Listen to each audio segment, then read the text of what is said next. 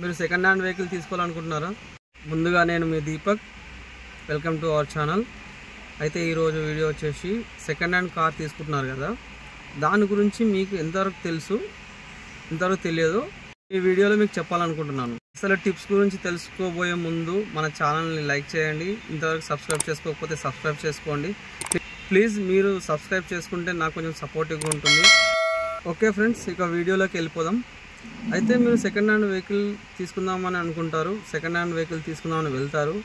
అక్కడ మీకు చూపించే బయర్ కావచ్చు, లేదంటే అక్కడ ఉన్న డీలర్ కావచ్చు, ఏజెంట్ కావచ్చు, వాళ్ళు చెప్పే విషయం ఒకటే, వెహికల్ బాగుంది, రీడింగ్ తక్కువ తిరిగింది, నాన్ యాక్సిడెంటల్, వెల్ మెయింటెనెన్స్, అన్నీ చెప్తారు. అయితే నేను ఇప్పుడు మీకు చెప్పబోయేది ఏంటంటే, ఫస్ట్ మనం తీసుకునే వెహికల్కి సర్వీస్ సెంటర్లు ఉన్నాయా, స్పేర్ పార్ట్స్ అవైలబుల్ ఉన్నాయా, స్పేర్ పార్ట్స్ దొరుకుతున్నాయా. అయితే మనం వెహికల్ దగ్గరికి వెళ్ళినప్పుడు మనకు వెహికల్ నీట్గా ఉంటుంది, వెహికల్లో ఏ ప్రాబ్లం కనిపించదు, వెహికల్లో నాన్ యాక్సిడెంటల్ ఉంటుంది, అన్నీ ఉంటాయి. ఓకే, అవన్నీ ప్రియారిటీ ఏదైతే ఉంటుందో అంతా ఓకే. బట్ సర్వీస్ సెంటర్లు లేనప్పుడు, స్పేర్స్ అవైలబుల్ లేనప్పుడు రోజులు వర్క్షాప్లో పెట్టాలంటే ఎవరికైనా ఇబ్బందే కదా ఫ్రెండ్స్. అందుకే ముందే ఏదైతే మనకి దగ్గరలో సర్వీస్ సెంటర్లు ఉన్నాయో, ఏదైతే మనకి స్పేర్స్ అవైలబుల్ ఉన్నాయో అలాంటి వెహికల్స్ తీసుకొని నడుపుకోండి. లేదు నాకు లగ్జరీ కావాలి, నాకు అది కావాలంటే కొన్ని వెహికల్స్ అయితే మన దగ్గర మొత్తానికి స్పేర్ పార్ట్స్ దొరకవు ఫ్రెండ్స్. అలాంటి వెహికల్స్ చూసి మరీ తీసుకోండి.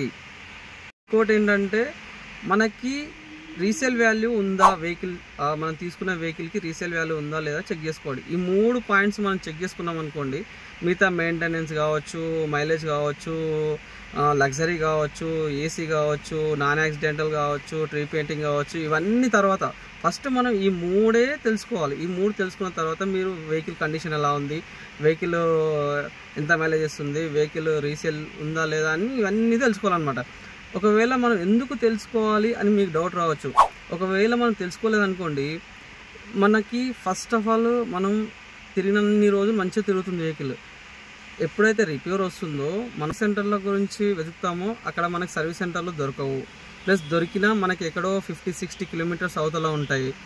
పోనీ పర్లేదులే, నేను మన పక్కన ఉన్న లోకల్ వర్క్షాప్లో ఇద్దామని అనుకుంటే లోకల్ వర్క్షాప్కి వెళ్తారు. అక్కడ వెళ్ళిన తర్వాత వాళ్ళు ప్రాబ్లం చెక్ చేసి, భయ్యా ఇదైతే పార్ట్స్ అవైలబుల్ ఉండవు, ప్లస్ ఈ పార్ట్స్ రావాలంటే మీకు 1 వీక్ 10 డేస్ పడుతుంది, రిపేర్ కావడానికి 10 డేస్ ఖచ్చితంగా పడుతుందని చెప్తారు అనమాట.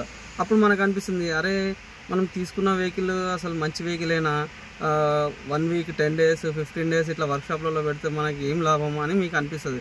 అందుకే ముందే చెక్ చేసుకొని మనం తీసుకోవాలన్నమాట. ఫస్ట్ రీసేల్ వాల్యూ ఉందా, సెకండ్ సర్వీస్ సెంటర్లు ఉన్నాయా, కనీసం లోకల్ గ్యారేజ్లన్నా పని అవుతుందా, లేదా లాస్ట్ వచ్చేసి మనకి స్పేర్ పార్ట్స్ అవైలబుల్ ఉన్నాయా అని చెప్పి మనం చూసుకొని తీసుకుంటే ఇవన్నీ తిప్పలు మనకు ఉండవు అనమాట. అయితే నేను ఎందుకు ఈ విషయం చెప్తున్నానంటే, అసలు మన దగ్గరలో కొన్ని సర్వీస్ సెంటర్లు అయితే మొత్తమే మూసేశారు. ఇంకోటి ఏంటంటే, మన దగ్గర ఆ మేక్ ఏదైతే మనం తీసుకుంటామో వెహికల్, ఆ వెహికల్ మేక్ అనేది మ్యానుఫ్యాక్చరే ఆగిపోయింది. కొన్ని వెహికల్స్ ఉన్నాయి, ఆ పేర్లు నేను చెప్పను, అవి మీకు తెలిసే ఉంటాయి. తెలుసుకోండి, తెలుసుకున్న తర్వాత మీరు జాగ్రత్త పడండి. మీకు అర్థమైందని అనుకుంటున్నాను ఫ్రెండ్స్. అయితే చాలామంది వీడియోస్ చూస్తున్నారు కానీ సబ్స్క్రైబ్ చేసుకోవట్లేదు ఫ్రెండ్స్. కొంచెం సబ్స్క్రైబ్ చేసుకోండి. ఈ వీడియో మీకు నచ్చినట్లయితే షేర్ చేయండి, లైక్ చేయండి, సబ్స్క్రైబ్ చేసుకోండి ఫ్రెండ్స్. Thank you.